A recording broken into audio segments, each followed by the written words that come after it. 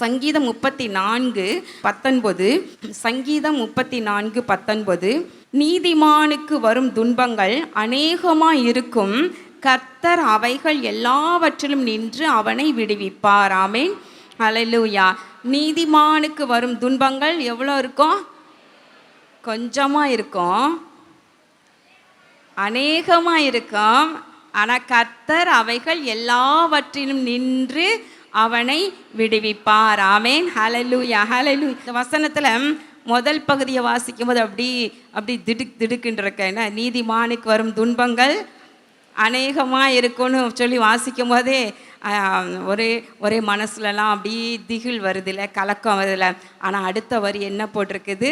ஆனால் எல்லாவற்றிலும் அவைகள் எல்லாவற்றிலும் நின்று கர்த்தர் அவனை விடுவிக்கின்றார். ஆமென், ஹல்லேலூயா, ஹல்லேலூயா. இந்த இதை நல்லா கோடு போட்டு வச்சுக்கோங்க. நீதிமானுக்கு ஒரு துன்பங்கள் அநேகமாக இருக்கும், ஒரு கோடு போடுங்க. அடுத்த வரியில் உள்ள அந்த வார்த்தைகளை கர்த்தர் அவைகள் எல்லாவற்றும் நின்று அவனை விடுவிப்பார் அப்படிங்கிறத நல்லா அழுத்தி 2 தடவை கோடு போட்டு வச்சுக்கோங்க. ஆமென், ஹல்லேலூயா, ஹல்லேலூயா. கர்த்தர் தம்முடைய பிள்ளைகளை எந்த விதத்திலும் அவர் கைவிடுகிறதே இல்லை. ஆமென். கர்த்தர் தம்முடைய ஜனத்தை அவர் நெகிழ விடுகிறதே இல்லை, கைவிடுகிறதே இல்லை. தம்முடைய பிள்ளைகள் பல பாடுகள், உபத்திரவங்கள், துன்பங்களின் வழியாக நடக்கும் பொழுதெல்லாம் அவர் அவர்களை விடுவிப்பவராய் இருக்கின்றார். கர்த்தர் நம்மை விடுவிக்கிற தேவனாய் இருக்கின்றார். இந்த பூமியில் பாவம் நிறைஞ்சி இருக்குது, அசுத்தம் நிறைஞ்சி இருக்குது, பொய் நிறைஞ்சி இருக்குது, மாயை நிறைஞ்சி இருக்குது, இல்லை குறி நிறைஞ்சி இருக்குது, இப்படி பல துன்மார்க்கம் இப்படி நிறைஞ்சி இருக்கிறதுல நீதிமானாய் வாழும் பொழுது நமக்கு என்னதான் இருக்கும்? துன்பங்கள் இருக்க தான் செய்யும். ஆமென், ஹல்லேலூயா. இந்த உலகம் பொல்லாங்கனுக்குள் கிடக்கிறது. ஏன் துன்பம், ஏன் நீதிமானுக்கு துன்பம் வருது, ஏன் ஆண்டவர் அனுமதிக்கிறார் அப்படின்னு கேள்வி உங்கள் மனசில் எழலாம். ஆனால் இந்த பூமியில் நம்மளை சூழ தீமைகளும் துன்மார்க்கங்களும் பொல்லாப்புகளும் பொல்லாங்குகளும் நிரம்பி இருக்கிறதுனால இதன் மத்தியில் நம்ம உண்மை உள்ளவர்களாக, நம்ம பரிசுத்தம் உள்ளவர்களாக, தேவனுக்கு பிரியமாக வாழ்வது என்பது சற்று சவாலான காரியம்தான் இல்லையா? எல்லாருக்குமே கடினமான காரியம்தான். அதனால் நம்ம நீதிமான்களாய் வாழ்கிற தேவ பிள்ளைகளுக்கு அப்பப்போ துன்பங்கள், உபத்திரவங்கள், பாடுகள் நம்ம வாழ்க்கையில் குறுக்கிட்டு கொண்டே இருக்குது இல்லையா? ஆமென். அதனால தான் நமக்கு பாடுகள் குறுக்கிடுகின்றது. ஆனால் கர்த்தருடைய வார்த்தை சொல்கிறது, நீதிமான்கள் ஆண்டவருடைய இரத்தத்தால் கழுவப்பட்ட, இயேசு கிறிஸ்துவின் இரத்தத்தால் கழுவப்பட்டவர்கள் நீதிமான்களாக நம்ம மாற்றப்படுகின்றோம், மாறிக்கொள்கின்றோம். நீதிமான்களாய் கர்த்தர் நம்மை மாற்றுகின்றார். இலவசமாக கிருபையினாலே நம்ம மீட்பை பெற்றுக்கொள்கின்றோம். இப்போ அந்த நீதிமான்களை குறித்து சொல்லப்படும் பொழுதெல்லாம் ஆண்டவருடைய வார்த்தை சொல்கிறது, நீதிமான் என்றும் அசைக்கப்படுவதில்லை என்று சொல்லப்படுகிறது இல்லையா? நீதிமானுடைய பிள்ளைகளுக்கு உயர்ந்த அடைக்கலம் உண்டு. நீதிமானுடைய வாசஸ்தலத்தையோ கர்த்தர் ஆசீர்வதிக்கிறார். நீதிமானுடைய சிரசின் மேல் கர்த்தருடைய ஆசீர்வாதம் தங்கும். இப்படி சொல்லிக்கிட்டே போகலாம். நீதிமான்களுக்குரிய ஆசீர்வாதங்களெல்லாம் அப்படியே சொல்லிக்கிட்டே போனால் ஒரு நாள் உட்காந்து எழுதுங்களேன். பைபிளில் கண்டுபிடிச்சி நீதிமான்களுக்கு என்னென்ன ஆசீர்வாதம்லாம் ஆண்டவர் சொல்லியிருக்கிறாருன்னு சொல்லிட்டு எழுதுங்க. நான் சீக்கிரத்தில் அதை கூட நான் உங்களுக்கு எழுதி அழகாக ஒரு சின்ன புக்காக ஃப்ரீயாக நான் கொடுக்குறேன். நீங்கள் சொல்லி அதை நீங்கள் பயன்படுத்தும்படியாக. நீதிமான்களுக்கு கர்த்தர் அவ்வளவு ஆசீர்வாதங்களை வைத்திருக்கிறார், அதாவது தன்னுடைய பிள்ளைகளுக்கு. அப்போ அவங்களுக்கு சில பாடுகள் துன்பங்கள் வருது. நம்ம பழைய ஏற்பாட்டில் பார்க்கின்றோம், பரிசுத்தவான்கள் தேவ மனிதர்கள் எல்லாருமே பாடுகளும் உபத்திரவங்கள் வழியாக தான் நடந்து வந்தாங்க. அதன் மத்தியில் தங்களுடைய சாட்சியை காத்து கொண்டாங்க என்று பார்க்கின்றோம். இல்லை, யோபுவினுடைய உபத்திரவத்தை நம்ம பார்க்கிறோம். தாவீதையும் கர்த்தர் ராஜாவாக ஏற்படுத்தினாலும், இல்லை வாலிப வயதில் அவர் ஏற்படுத்தினாலும், அந்த ராஜாவாக அரியணையில் அமருவதற்கு முன்பதாக அவருக்கு எவ்வளோ உபத்திரவங்கள், எவ்வளவு துன்பங்கள், எவ்வளோ பாடுகள். யோசித்து பாருங்க. அவர் ராஜாவாக அமர்ந்துட்டார், ஆனாலும் கூட அவருக்கு பாடுகள் ஓயலை. அவனுடைய மகன் அப்சலோம் அவருக்கு விரோதமாக எழும்புறார் இல்லையா? ஒரு நாள் எழும்பி அவருக்கு விரோதமாக, அவருடைய பிராணனுக்கே விரோதமாக எழும்பி அவர் அவரை அரியணையிலிருந்து துரத்தி விட்டது போல வனாந்திரத்துக்கு ஓடிப்பறார், காடுகளுக்கு போய் ஒளிந்து கொண்டிருக்கிறார். அந்த பாடுகள் வழியாக செல்லும் பொழுது கூட ஆண்டவர் அவரை காப்பாற்றினார் என்று பார்க்கின்றோம். அப்போ அநேக துன்பங்கள் வருவதுட்டு யோசேப்பு வாழ்க்கையில் பார்க்கிறோம். யோசேப்புக்கு எவ்வளவு பாடுகள், எதுக்கு? பாவத்தை வெறுத்ததுனால, நீதிமானாய் வாழ விரும்பினதுனால அவ்வளோ துன்பங்கள். ஆனால் எந்த சூழ்நிலையிலும் ஆண்டவர் யோசேப்பை கைவிடவே இல்லை, எல்லாவற்றிலிருந்தும் விடுவித்து காத்தார் என்று பார்க்கின்றோம். இப்படி ஒவ்வொருவரையாக சொல்லிக்கிட்டே போகலாம். அப்போது அவர்களுக்கே அப்படின்னா தேவனால் தெரிந்து கொள்ளப்பட்டு பயன்படுத்தப்பட்ட பைபிள் வரலாற்றில் இருக்கிற அப்படிப்பட்டவர்களுக்கு இவ்வளவு உபத்திரவங்களும் பாடுகள்னா, ஆனால் நான் இன்றைக்கு இவ்வளவு பாவம் பெருகின இந்த உலகத்தில் நம்ம தேவ பிள்ளைகள் விசுவாசிகளுக்கு வருகிற துன்பங்கள் பாடுகள் அநேகமாக இருக்க தான் செய்யும். ஆமேன். பவுல் சொல்லுகின்றார், நம்ம அதை வாசிக்கலாம். 2 கொரிந்தியரில் 23-27 வசனம். கர்த்தருடைய வார்த்தையை அறிவிக்கின்ற ஊழியம் செய்கிறவர்களுக்கு எவ்வளோ உபத்திரவம் அப்படின்னு நீங்கள் பாருங்கள். 2 கொரிந்தியர் 11வது அதிகாரம் 23வது வசனத்திலிருந்து வாசிங்க. கிறிஸ்துவின் ஊழியக்காரரா, நான் அதிகம் புத்தியினமாய் பேசுகிறேன்.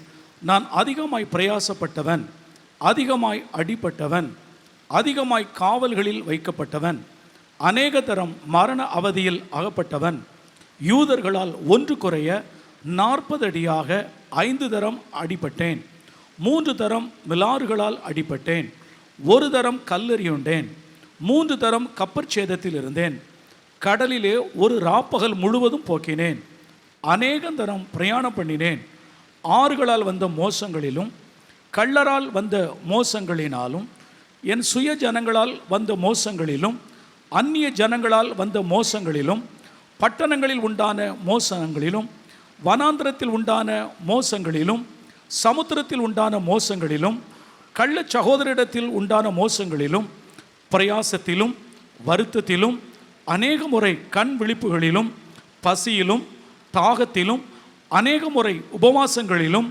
குளிரிலும் நிர்வாணத்திலும் இருந்தேன். இங்கு அப்போஸ்தலனாகிய பவுலுக்கு எவ்வளோ பாடுகள், எவ்வளோ உபத்திரவங்கள். நீங்கள் பாருங்கள், ஆண்டவருடைய ஊழியத்தை செய்வது நிமித்தமாக அவர் இங்கே எழுதியிருக்கிற பாடுகளை வாசிக்கும்போது எவ்வளவு நம்முடைய உள்ளம் இவ்வளவு பாடுகள் இருக்குதா அப்படின்னு நம்ம பார்க்குறோம் இல்லையா? எவ்வளோ பாடுகளை பட்டார், யோசித்து பாருங்கள். இப்போ இதெல்லாம் பார்க்கும் பொழுது நீங்கள் உங்களுடைய பாடுகளை யோசித்து பாருங்கள். நம்ம படுற பாடு கொஞ்சம்தான் இல்லையா? இந்த பவுல் தேவனுடைய ஊழியத்தை செய்கிற அப்போஸ்தலர்கள் அவர்கள் ஆண்டவருடைய வசனத்தை அறிவிப்பதற்காக எவ்வளோ பாடுகள், எவ்வளோ துன்பங்கள், எவ்வளோ உபத்திரவங்களை அனுபவித்தாங்க. ஆனால் நான் எனக்கு அனுமதித்திருக்கிற இந்த பாடு கொஞ்சம்தான். ஆண்டவரை, இந்த பாடுகளில் என்னை விடுவித்தருளும், இந்த துன்பங்கள் என்னை விடுவித்தருளும் என்று சொல்லி நம்ம கர்த்தருக்குள்ள சந்தோஷமாக இருக்க வேண்டும். ஆமேன். அல்லேலூயா. சந்தோஷமாக இருக்க வேண்டும். இதே பவுல் 2 கொரிந்தியர் 1வது அதிகாரத்தில் பார்க்கும் பொழுது 8வது வசனம். ஆகையால் சகோதரரே, ஆசியாவில் எங்களுக்கு நேரிட்ட உபத்திரவத்தை நீங்கள் அறியாதிருக்க எங்களுக்கு மனதில்லை. என்னவெனில், பிழைப்போம் என்கிற நம்பிக்கை அற்றுப்போகத்தக்கதாக எங்கள் பலத்திற்கு மிஞ்சின அதிக பாரமான வருத்தம் எங்களுக்கு உண்டாயிற்று.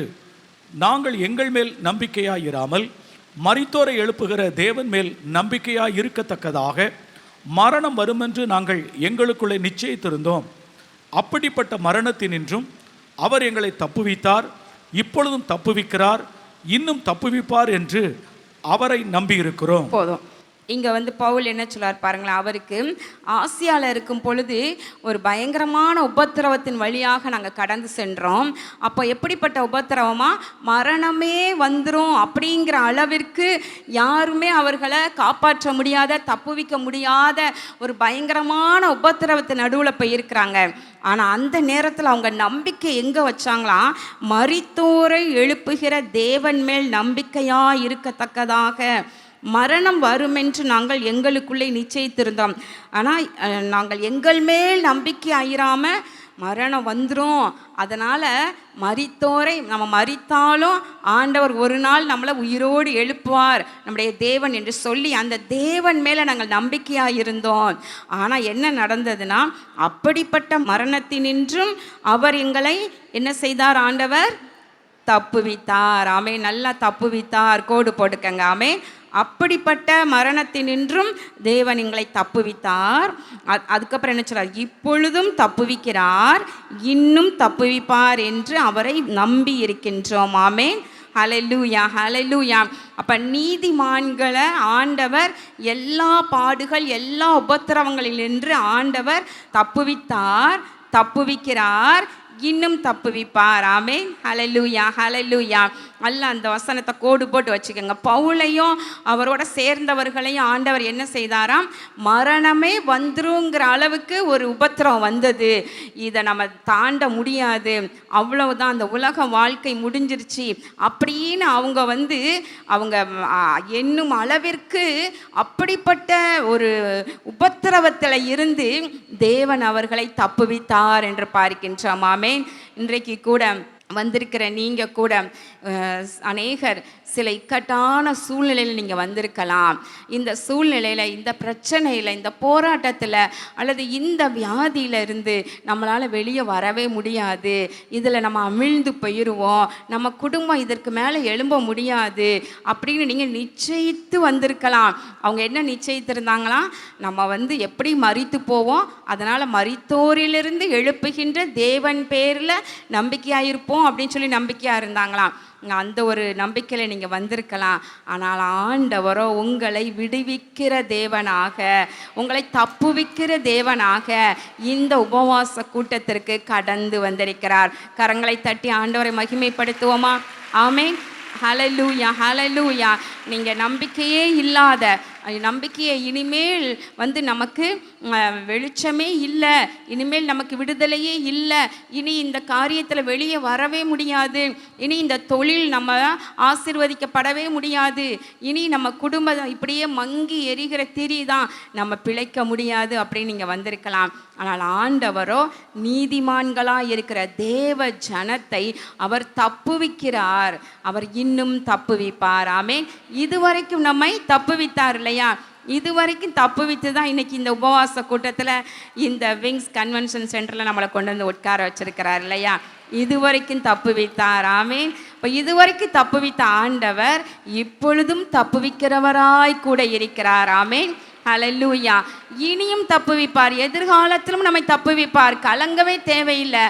ஆண்டவர் அவருடைய நித்தியத்தில் நம்மை கொண்டு போய் சேர்க்கும் வரைக்கும் அருமையாய் எல்லா உபத்திரவங்கள், எல்லா துன்பங்கள் எல்லாவற்றிலிருந்தும் நம்மளை விடுவித்து விடுவித்து விடுவித்து நமக்கு வச்சிருக்கின்ற அழகாய் நம்முடைய திட்டத்தை நிறைவேற்றுவார். ஆமென், ஹல்லேலூயா. நம்ம என்ன செய்யணுமா? இந்த சங்கீதம் 34 சொல்லப்படுது, 17வது வசனம். நீதிமான்கள் கூப்பிடும் பொழுது கர்த்தர் கேட்டு அவர்களை அவர்களுடைய எல்லா உபத்திரவங்களுக்கும் நீங்களாக்கி விடுகிறார். ஆமென். அவர் எப்போ விடுவிக்கிறாரா? எப்போ நீங்களாக்கி விடுகிறாரா? எல்லா உபத்திரவ நேரத்துலையும் நம்ம சோர்ந்து போகக்கூடாது, எல்லா துன்பங்களின் நேரங்கள்லையும் நம்ம சோர்ந்து போகக்கூடாது. நம்ம என்ன செய்யணுமா? அவரை நோக்கி கூப்பிட வேண்டும். ஆமென். அவரை நோக்கி கூப்பிட வேண்டும். அவரை நோக்கி கூப்பிடும் பொழுது எல்லா உபத்திரவங்களிலிருந்தும் கர்த்தர் நீங்களாக்கி விடுவிக்கின்றார். ஆமென், ஹல்லேலூயா, ஹல்லேலூயா. எல்லாரும் எழும்பி ஜெபம் பண்ணுவோமா? நம்ம அவரை நோக்கி கூப்பிட தான் அங்கே வந்திருக்கின்றோம். ஆமென். நமக்கு ஒரு விசுவாசம் வேணும். நீதிமான்களுக்கு வரும் எல்லா துன்பங்களிலிருந்தும் கர்த்தர் அவனை விடுவிக்கிறவராய் இருக்கிறார். ஆமென். இன்னைக்கு நீங்கள் ஒரு சின்ன பிரச்சனையோடு வந்திருக்கலாம், அல்லது சின்ன நீங்கள் கலக்கத்தோடு வந்திருக்கலாம், அல்ல பெரிய பிரச்சனையோடு கூட வந்திருக்கலாம், அல்லது நீங்கள் குடும்பமே கலங்கி நின்று கொண்டு இருக்கலாம். ஆனால் பயப்படாதீங்க, ஆண்டவர் இப்போ உங்களுக்கு இருக்கிற சூழ்நிலையில இருந்து உங்களை விடுவிக்க வல்லமை உள்ளவராக இருக்கிறார். ஆமென், ஹல்லேலூயா, ஹல்லேலூயா. நீங்கள் கூப்பிடுங்க, ஆண்டவரை நோக்கி கூப்பிட்டு சொல்லுங்க. இந்த பவுல் சொல்கிறாரு, அவர் எங்களை தப்புவித்தார், எங்களை தப்புவித்தார். யோசித்து பாருங்க, உங்கள் வாழ்க்கையில் இதுவரைக்கும் ஆண்டவர் எந்த காரியத்திலெல்லாம் உங்களை தப்புவித்து தப்புவித்து தப்புவித்து அருமையாக இம்மட்டு கொண்டு வந்திருக்கிறார். அதற்கு முதல்ல நீங்கள் நன்றி சொல்லுங்க பார்க்கலாம். எல்லாம் நன்றி சொல்லுங்க. கர்த்தர் செய்த நன்மைகளை எண்ணி பாருங்க. எந்த ஆபத்தில் இருந்து, எந்த இக்கட்டான சூழ்நிலை நெருக்கத்தில் இருந்து, எந்த விதமான வியாதி படுக்கையில் இதெல்லாம் ஆண்டவர் நமக்கு உதவி செய்து விடுவித்து விடுவித்து தப்புவிக்க செய்தாரோ, நம்மளை தப்புவித்தாரோ, அவை எல்லாவற்றுக்காக ஆண்டவருக்கு நன்றி சொல்லுங்க, நன்றி சொல்லுங்க. அதையெல்லாம் மறந்து மறந்து மறந்து இப்போ இருக்க பிரச்சனையில் வெளியவே வர முடியாதுன்னுக்கிற ஏன் நீங்கள் அப்படிப்பட்ட சோர்வான எல்லைக்கு வர்றீங்க? நீங்கள் சோர்ந்து போகாமல் கர்த்தர் இதுவரைக்கும் எங்களை தப்புவிப்பராக கூட இருந்தார். எல்லாம் அறிக்கை பண்ணுங்க, ஆண்டவர் சமூகத்தில் வாயை திறந்து சொல்லுங்க. இப்பொழுது இருக்கிற பிரச்சனையில் இருந்து ஆண்டவர் என்னை தப்புவிப்பார், தப்புவிப்பார், தப்புவிக்கிறவராய் கூட இருக்கிறார். எதிர்காலத்திலும் என்னை தப்புவிக்கிறவராக கர்த்தர் என்னோடு கூட இருப்பார். அவர் உபத்திரவப்பட்டவர்களுடைய உபத்திரவத்தை அவர் அற்பமாக எண்ண மாட்டார், அவர் அசட்டை பண்ண மாட்டார். அவர் கூப்பிட்ட உடனே வந்து அவர்களை விடுவிக்கிறவராக எல்லா துன்பங்களிலிருந்து அநேக துன்பங்கள் வரலாம், அநேக துன்பங்கள். ரட்சிக்கப்படுறதுக்கு முன்னாடி உங்களுக்கு உபத்திரவமே இல்லாமல் இருக்கலாம், நல்லா சந்தோஷமாக வாழ்ந்து கொண்டிருக்கலாம் நீங்கள் ரட்சிக்கப்படுறதுக்கு முன்னாடி. ஆனால் ரட்சிக்கப்பட்ட பின்பு ஆண்டவருடைய பிள்ளையாக நீதிமான்களாய் மாற்றப்பட்ட உடனே ஒருவேளை துன்பங்கள் அடுத்தடுத்து உங்களுக்கு வந்துக்கிட்டே இருக்கலாம். நீதிமான்களாய் இருப்பவர்களுக்கு அநேக துன்பங்கள் வருவதுண்டு.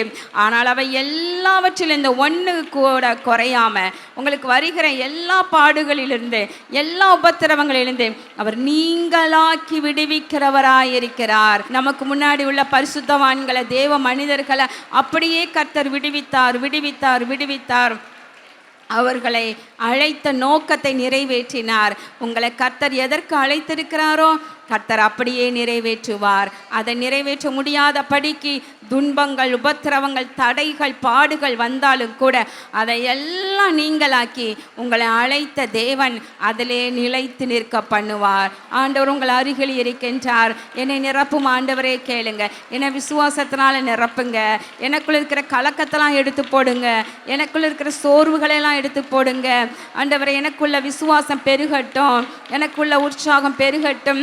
என்னுடைய ஆவியில் ஒரு விடுதலையை தாங்க, என்னுடைய ஆத்மாவில் ஒரு விடுதலையை தாங்க, என்னுடைய சரீரத்தில் ஒரு விடுதலையை தாங்க. தேவ ஜனங்கள் எல்லாவற்றிலிருந்தும் அப்பா விடுவிக்கப்படுவார்களாக. ஆண்டவரே ஒரு சந்தோஷம், மகிழ்ச்சி, சமாதானம் இப்பொழுது ஒவ்வொருடைய உள்ளத்திலும் பெருகட்டும், ஒவ்வொருடைய உள்ளத்திலும் பெருகுவதாக. சத்துருவை எய்த ஆயுதங்கள் ஆகிய ஆண்டவரை எல்லா கலக்கங்களையும், எல்லா திகில், அவிசுவாசம் எல்லாம் எடுத்து போட்டு உடைய பிள்ளைகளை மகிழ்ச்சியினால் நிரப்புங்கப்பா, சந்தோஷத்தினால் நிரப்புவீராக. இதோ தேவன் இதுவரைக்கும் என்னை தப்புவித்தார், இப்பொழுது தப்புவிக்கிறவராய் இருக்கிறார், இனியும் தப்புவிப்பார் என்பதை நான் மறக்க மாட்டேன் என்று சொல்லுங்க. எல்லாரும் ஆண்டவர் சமூகத்தில் சொல்லுங்க. ஹல்லேலூயா, ஹல்லேலூயா. ஒவ்வொருவருக்கும் அனுசாரியாக இருங்க, ஒவ்வொருவருக்கும் அனுகூலமாக இருங்க, ஒவ்வொருவருக்கும் பட்சமாக இருங்க. உடைய பிள்ளைகள் ஆண்டவரே பாவத்தை வெறுத்து, ஆண்டவரே அப்பா துன்மார்க்கத்தை வெறுத்து, ஆண்டவரே நீதியை விரும்பி தேவ பிள்ளைகளாய் வாழும் பொழுது வருகின்ற எல்லா உபத்திரவங்களினின்றும், எல்லா பாடுகளினின்றும் பிள்ளைகளை விடுவிப்பீராக. சிங்க கெபியில தானியேலை விடுவித்த தேவன், அக்கினி சூளையில ஆண்டவரே சாத்ராக், மேஷாக், ஆபேத்நேகோவை விடுவித்த தேவன், உடைய பிள்ளைகள் எப்படிப்பட்ட ஆண்டவரே அக்கினி நடுவில் நடந்து கொண்டு இருந்தாலும் விடுவிக்கிறவராய் உடைய பிள்ளைகளுடைய கரங்களை பிடித்து கொள்வீராக. எப்படிப்பட்ட அக்கினியின் நடுவே நடந்தாலும், எப்படிப்பட்ட சிங்கங்கள் நடுவே இருந்தாலும் கர்த்தருடைய வல்லமை உடைய பிள்ளைகளை விடுவிக்கட்டும் ராஜா, விடுவிக்கட்டும் ஐயா. தகப்பனே ஒரு பெரிய விசாலம் வரட்டும், குடும்பத்தில் பெரிய விசாலம் வரட்டும் ஆண்டவரே, வாழ்க்கையில் ஒரு விசாலம் வரட்டும். நீதிமான்களுடைய சிரசின் மேல் கர்த்தருடைய ஆசீர்வாதம் தங்கும் என்று எழுதியிருக்கிறதே, இதோ உடைய பிள்ளைகள் மேலே உடைய ஆசீர்வாதம் தங்குவதாக. உடைய வாசஸ்தலத்தை ஆசீர்வதிப்பீராக. ஆண்டவரே குடும்பங்கள் கட்டப்படுவதாக. ஆண்டவரே வீடுகளில் இருக்கின்ற சத்துருவினுடைய கிரியைகள் எல்லாம் அழிக்கப்படுவதாக. ஆண்டவரை இருள் அகன்று போவதாக. ஆண்டவரே பலவீனத்தையும் வியாதியையும் பண நெருக்கடியையும் மனக்கசப்பையும் வைராக்கிய விரோதத்தையும் கொண்டு வந்து ஆண்டவரை குடும்பங்களை அலைக்கழிக்கின்ற எல்லா சத்துருவின் வல்லமைகளையும் இந்த நாளில் கர்த்தர் கடிந்து அப்புறப்படுத்துவீராக. கர்த்தர் கடிந்து அப்புறப்படுத்துவீராக. பரிசுத்த ஆவியானவர் ஒவ்வொரு வீட்டிலும் ஆண்டவரை பிரவேசிப்பாராக. இந்த பிள்ளைகளுடைய வாழ்க்கையில செழிப்பு உண்டாகட்டும், ஆசீர்வாதம் உண்டாகட்டும், குறைவுகள் நீங்கட்டும், ஆண்டவர் தேவைகள் சந்திக்கப்படட்டும், ஆண்டவரை வேலை வாய்ப்பு வசதிகள் பெருகட்டும், ஆண்டவரே பாதுகாப்பு உண்டாகட்டும், ஆண்டவர் வியாதிகள் பலவீனங்களுக்கு விலைக்கும் பிள்ளைகளை காத்து கொள்வீராக. ஆண்டவர் விரும்பி கேட்கிற நன்மைகளை கொடுத்து உடைய பிள்ளைகளை ஆசீர்வதிப்பீராக. ஆண்டவராகிய இயேசு கிறிஸ்துவின் நாமத்தினாலே இந்த ஜெபத்தை எல்லாம் மிகுந்த மனத்தாழ்மையோடு ஏறெடுக்கின்றோம் நல்ல பிதாவே. ஆமேன், ஆமேன்.